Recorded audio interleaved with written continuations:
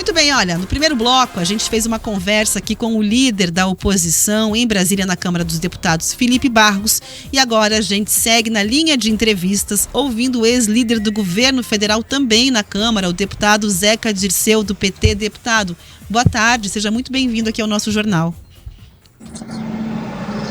Boa tarde, espero que vocês estejam me ouvindo, me vendo bem. Uma alegria falar com vocês.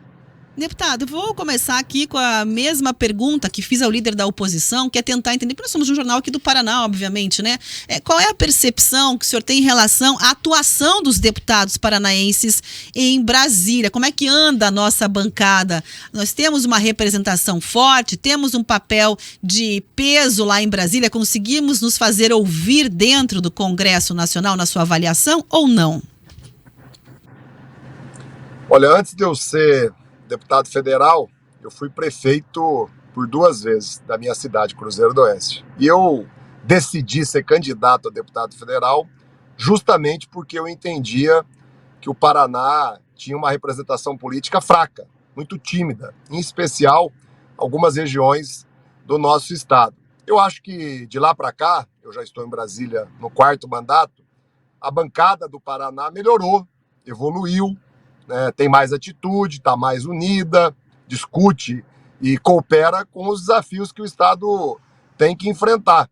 Muitas vezes a gente recebe tarefas, outras vezes a gente tem que tomar por iniciativa própria, percebendo alguma necessidade da população. Quem for conferir, e é bom que as pessoas confiram, vai ver que investimentos expressivos só chegaram ao Paraná, jamais chegariam, só chegaram ao Paraná, que houve a intervenção da nossa bancada. Eu tenho atuado muito nesse sentido no orçamento do país, no orçamento do governo federal. Mais dinheiro para a agricultura, para comprar trator, máquinas, implementos, mais dinheiro para as nossas rodovias. O presidente Lula acabou de visitar o Paraná e deu uma ordem de obra de 300 milhões de reais na BR-487, na estrada boiadeira, que liga o centro-oeste do país, cruza o Paraná inteirinho e chega lá em Paranaguá. Nós temos investimentos sendo ampliados na educação e na saúde. Foi retomada a construção de creches, de escolas, de unidades básicas de saúde, de policlínicas, de centros de atenção psicossocial. Então a gente está conseguindo, sim, fazer o Paraná ser lembrado e trazer para cá os investimentos que mudam e melhoram a vida das pessoas, ou que gerem emprego, gerem renda, como essa questão da infraestrutura de transporte. Bom, vou puxar um outro assunto aqui que tem unido algum grupo de deputados e dividido outros em relação ao tema, que é, obviamente, a história chamada de vaza-toga por alguns, ou em contrapartida com a Vaza Jato, enfim, a série de reportagens da Folha de São Paulo que trazem ali dúvidas, segundo a reportagem, em relação à atuação do ministro Alexandre de Moraes e que se tornou um prato cheio aí para a oposição em termos de críticas, até dentro do Congresso, a gente observou ali já algumas movimentações dentro do Senado. Eu queria a avaliação do senhor em relação aí a esse episódio especificamente, a leitura que o senhor tem desse episódio, desse momento e da atuação do ministro Alexandre de Moraes. A reação histérica de alguns deputados e deputadas ligados ao bolsonarismo, a reação insana deles, enlouquecida, na verdade tem uma razão, não são os fatos que vieram à tona. A razão é medo.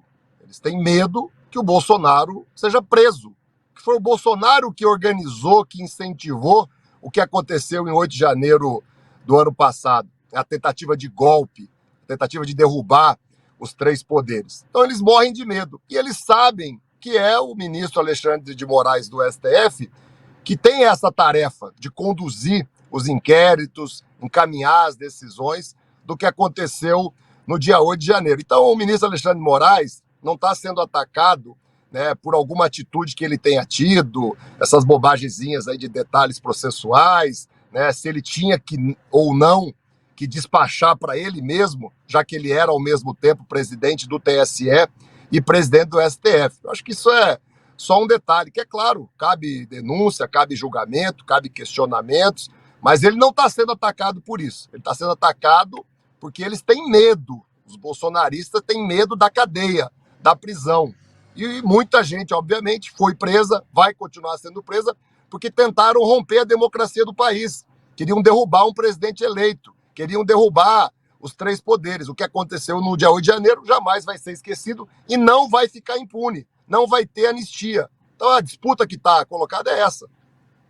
Por um outro motivo, que é a questão da decisão do ministro também do Supremo, Flávio Dino, em relação à transparência das emendas PIX, a presidência da Câmara desengavetou algumas propostas, inclusive de paranaenses, duas delas, que colocam ali na sua intenção travas, né? Uma trata da questão das decisões monocráticas e a outra da permissão para você conseguir rever até, né, e congelar ali decisões do Supremo Tribunal Federal, né? Uma parcela do campo político e até jornalístico entendeu que isso seria uma retaliação da presidência da Câmara dos Deputados em relação a essa medida do Supremo com o dinheiro das emendas PIX. Qual é a visão que o senhor tem em relação a essa temática e também ao que sugerem aí essas propostas que foram apresentadas e que uma parcela do campo político considerou oportuno, independente da intenção da presidência ao colocar isso na mesa, porque diz que a sociedade, em tese, teria a ganhar aí com essas propostas? Olha, a tua pergunta, ela é boa, ela é oportuna, mas assim, eu não vou fazer juízo de valor, né, do presidente da Câmara. O que eu acredito, e a minha vida toda eu sempre me dediquei a isso, é no diálogo, é no entendimento. Eu vejo espaço suficiente para o Congresso Nacional, o Supremo Tribunal Federal, o Poder Judiciário e o governo federal, o Executivo, os três poderes sentarem à mesa, dialogarem e chegarem a um bom termo que permita, ao mesmo tempo, que os parlamentares, os deputados, continuem influenciando, ajudando a decidir no orçamento, na destinação de recursos para cada um dos estados, para suas bases regionais, municipais, que a gente preserve isso, mas, ao mesmo tempo, que a gente evolua, avance num processo de transparência máxima, clareza máxima, sobre a qualidade do gasto, aonde esses recursos estão sendo gastos. Então eu acredito nisso. Eu acho que isso vai ser possível sim. Vejo boa vontade no governo federal, né? Vejo na decisão do ministro Flávio Dino, inclusive, uma série de exigências que já são cumpridas. Eu disse aqui, eu fui prefeito 2 vezes.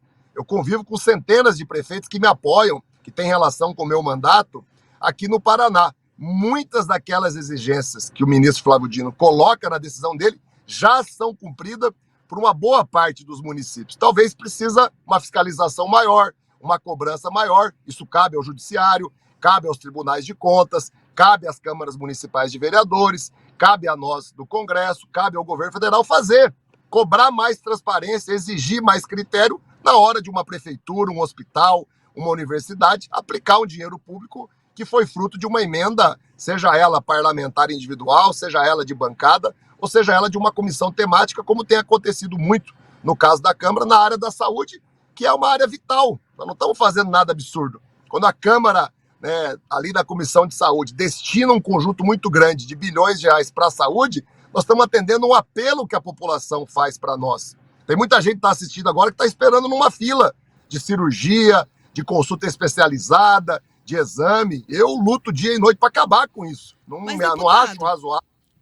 Desculpe, se é uma questão tão lógica dar transparência, né, e os processos já estão instalados, os procedimentos já fazem parte, por que tem uma classe ou uma parcela que está tão dolorida aí com essa decisão ou que está achando que é muito complicado de implementar essa decisão do Supremo Tribunal Federal? Olha, só eles podem responder, né? Eu não sei por que um ou outro, se é que houve isso, né, ficou irritado, ficou incomodado com a decisão, né? E como eu disse, eu acredito no diálogo, no entendimento. Um poder não pode interferir no outro, mas, obviamente, um poder precisa respeitar o outro. E a gente consegue construir consensos, a gente consegue construir entendimentos. Eu não tenho dúvida nenhuma que, no final, é isso que vai prevalecer. Não é a primeira vez, vamos lembrar, né, que o Supremo Tribunal Federal questiona, toma decisões, determina ações que mudam a forma do orçamento ser decidido e executado. A ministra Carmen Lúcia já fez isso num passado recente. O ministro Flávio Dino está abrindo agora um novo capítulo. Nós vamos conseguir superar isso e o mais importante é que o dinheiro chegue na ponta, aonde precisa, né, aonde as pessoas estão passando necessidades, aonde tem uma demanda justa e bastante razoável. E quero salientar mais uma vez, grande parte das exigências que o ministro Flávio Dino fez, e ele está correto em fazer, elas já são cumpridas por muitos municípios. Os lugares que eu atuo,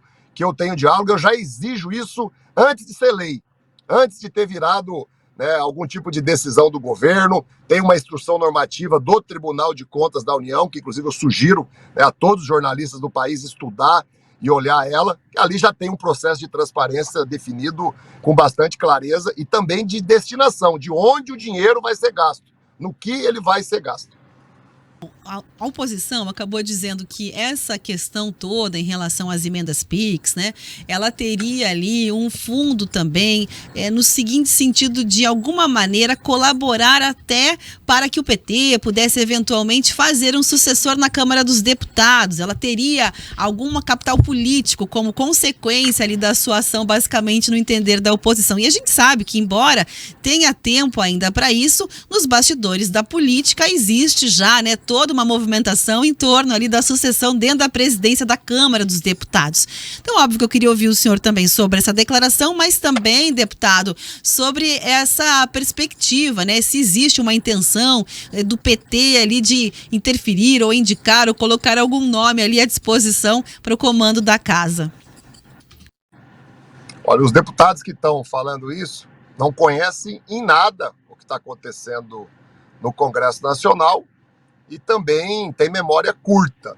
Primeiro, né, a bancada do PT já se reuniu e já decidiu que não terá candidato a presidente da Câmara. E dialoga com os 3, 4 candidatos que estão colocados e aguarda sinais mais claros do presidente Lira e do presidente Lula, que têm conversado, os dois têm conversado sobre isso, e nós vamos chegar a um nome de consenso. Eu não tenho dúvida nenhuma disso, e esse nome será vitorioso. Então, se tem algum deputado que não sabe isso, meu Deus do céu, não sei o que está fazendo lá em Brasília.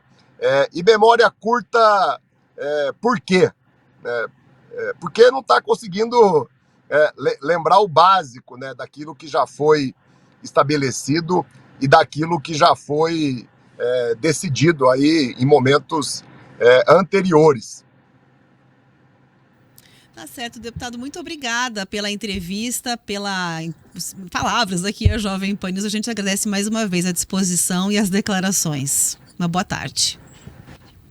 Um grande abraço a todos. Muito bem, olha, no primeiro bloco a gente fez uma conversa aqui com o líder da oposição em Brasília, na Câmara dos Deputados, Felipe Barros, e agora a gente segue na linha de entrevistas ouvindo o ex-líder do governo federal também na Câmara, o deputado Zeca Dirceu, do PT. Deputado, boa tarde, seja muito bem-vindo aqui ao nosso jornal. Boa tarde, espero que vocês estejam me ouvindo, me vendo bem, uma alegria falar com vocês. Deputado, vou começar aqui com a mesma pergunta que fiz ao líder da oposição, que é tentar entender, porque nós somos um jornal aqui do Paraná, obviamente, né? Qual é a percepção que o senhor tem em relação à atuação dos deputados paranaenses em Brasília? Como é que anda a nossa bancada? Nós temos uma representação forte, temos um papel de peso lá em Brasília, conseguimos nos fazer ouvir dentro do Congresso Nacional na sua avaliação ou não? Olha, antes de eu ser deputado federal, eu fui prefeito por 2 vezes da minha cidade, Cruzeiro do Oeste. E eu decidi ser candidato a deputado federal justamente porque eu entendia que o Paraná tinha uma representação política fraca, muito tímida, em especial algumas regiões do nosso estado. Eu acho que de lá para cá, eu já estou em Brasília no 4º mandato, a bancada do Paraná melhorou, evoluiu, né, tem mais atitude, está mais unida, discute e coopera com os desafios que o Estado tem que enfrentar. Muitas vezes a gente recebe tarefas, outras vezes a gente tem que tomar por iniciativa própria, percebendo alguma necessidade da população, né? Quem for conferir, e é bom que as pessoas confiram, vai ver que investimentos expressivos só chegaram ao Paraná, jamais chegariam, só chegaram ao Paraná porque houve a intervenção da nossa bancada. Eu tenho atuado muito nesse sentido no orçamento do país, no orçamento do governo federal. Mais dinheiro para a agricultura, para comprar trator, máquinas, implementos, mais dinheiro para as nossas rodovias. O presidente Lula acabou de visitar o Paraná e deu uma ordem de obra de 300 milhões de reais na BR-487, na Estrada Boiadeira, né, que liga o centro-oeste do país, cruza o Paraná inteirinho e chega lá em Paranaguá. Né? Nós temos investimentos sendo ampliados na educação e na saúde. Foi retomada a construção de creches, de escolas, de unidades básicas de saúde, de policlínicas, né, de centros de atenção psicossocial. Então a gente está conseguindo, sim, fazer o Paraná ser lembrado e trazer para cá os investimentos que mudam e melhoram a vida das pessoas ou que gerem emprego, gerem renda, como essa questão da infraestrutura de transporte.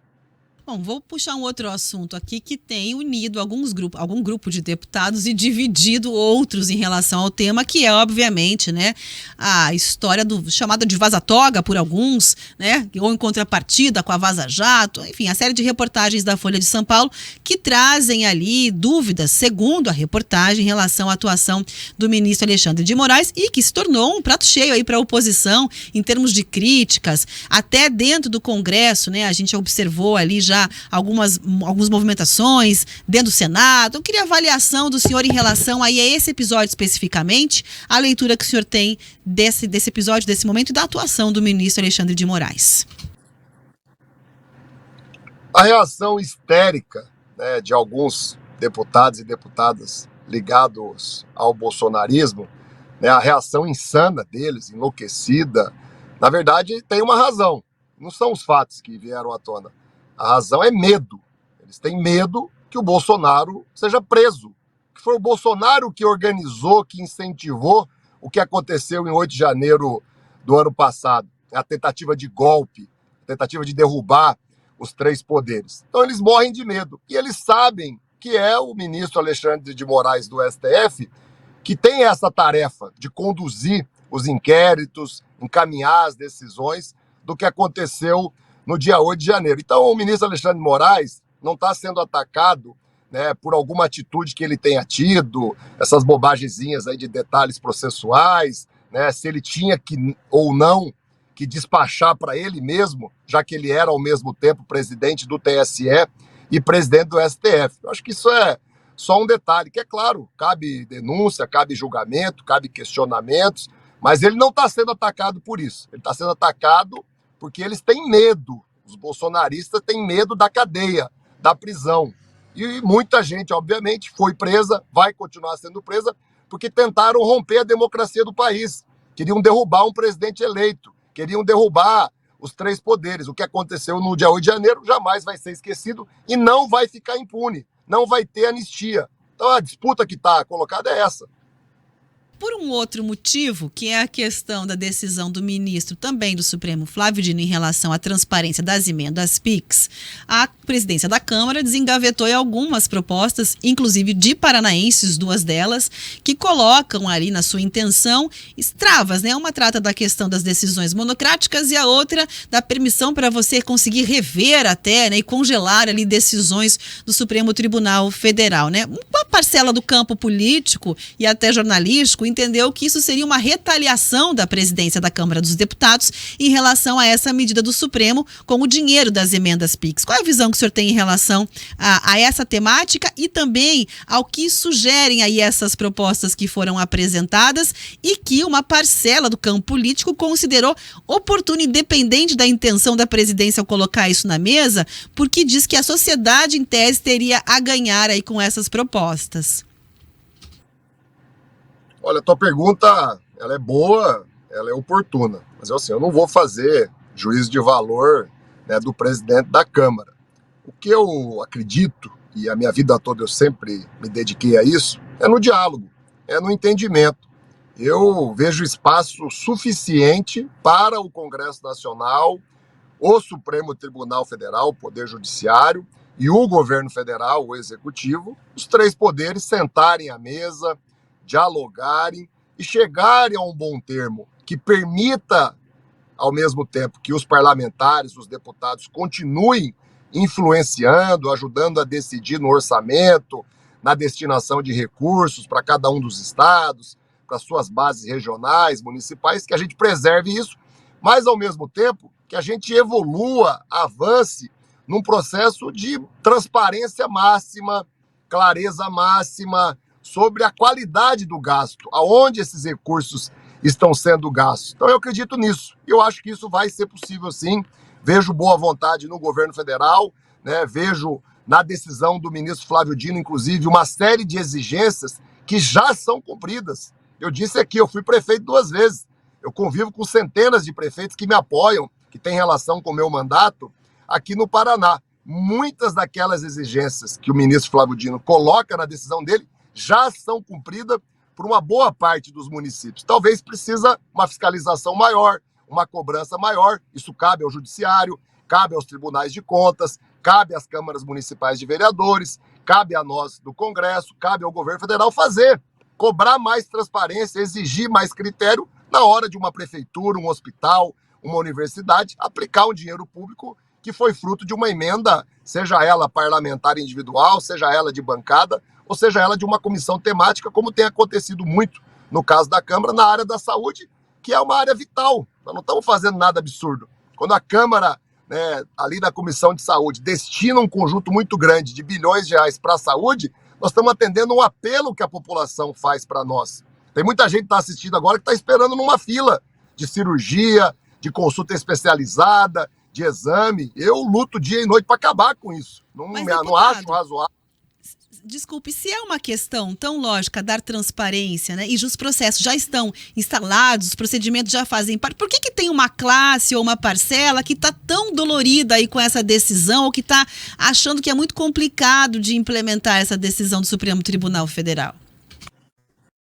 Olha, só eles podem responder, né? Eu não sei por que um ou outro, se é que houve isso, né, ficou irritado, ficou incomodado com a decisão, né? E como eu disse, eu acredito no diálogo, no entendimento. Um poder não pode interferir no outro, mas obviamente um poder precisa respeitar o outro. E a gente consegue construir consensos, a gente consegue construir entendimentos. Eu não tenho dúvida nenhuma que no final é isso que vai prevalecer. Não é a primeira vez, vamos lembrar, né, que o Supremo Tribunal Federal questiona, toma decisões, determina ações que mudam a forma do orçamento ser decidido e executado. A ministra Carmen Lúcia já fez isso num passado recente. O ministro Flávio Dino está abrindo agora um novo capítulo. Nós vamos conseguir superar isso e o mais importante é que o dinheiro chegue na ponta, aonde precisa, né, aonde as pessoas estão passando necessidades, aonde tem uma demanda justa e bastante razoável. E quero salientar mais uma vez, grande parte das exigências que o ministro Flávio Dino fez, e ele está correto em fazer, elas já são cumpridas por muitos municípios. Os lugares que eu atuo, que eu tenho diálogo, eu já exijo isso antes de ser lei, antes de ter virado, né, algum tipo de decisão do governo. Tem uma instrução normativa do Tribunal de Contas da União, que inclusive eu sugiro, né, a todos os jornalistas do país estudar e olhar ela, que ali já tem um processo de transparência definido com bastante clareza e também de destinação, de onde o dinheiro vai ser gasto, no que ele vai ser gasto. A oposição acabou dizendo que essa questão toda em relação às emendas PIX, né, ela teria ali um fundo também, no seguinte sentido, de alguma maneira colaborar até para que o PT pudesse eventualmente fazer um sucessor na Câmara dos Deputados. Ela teria alguma capital político como consequência ali da sua ação, basicamente no entender da oposição. E a gente sabe que, embora tenha tempo ainda para isso, nos bastidores da política existe já, né, toda uma movimentação em torno ali da sucessão dentro da presidência da Câmara dos Deputados. Então, óbvio que eu queria ouvir o senhor também sobre essa declaração, mas também, deputado, sobre essa perspectiva, né? Se existe uma intenção do PT ali de interferir ou indicar ou colocar algum nome ali à disposição para o comando da casa. Olha, os deputados que estão falando isso não conhecem em nada o que está acontecendo no Congresso Nacional e também tem memória curta. Primeiro, né, a bancada do PT já se reuniu e já decidiu que não terá candidato a presidente da Câmara. E dialoga com os 3, 4 candidatos que estão colocados e aguarda sinais mais claros do presidente Lira e do presidente Lula, que têm conversado, os dois têm conversado sobre isso e nós vamos chegar a um nome de consenso. Eu não tenho dúvida nenhuma disso e esse nome será vitorioso. Então, se tem algum deputado que não sabe isso, meu Deus do céu, não sei o que está fazendo lá em Brasília. E memória curta, por quê? Porque não está conseguindo lembrar o básico, né, daquilo que já foi estabelecido e daquilo que já foi decidido aí em momentos anteriores. Tá certo, deputado. Muito obrigada pela entrevista, pelas palavras aqui à Jovem Pan News. A gente agradece mais uma vez a disposição e as declarações. Uma boa tarde. Um grande abraço a todos.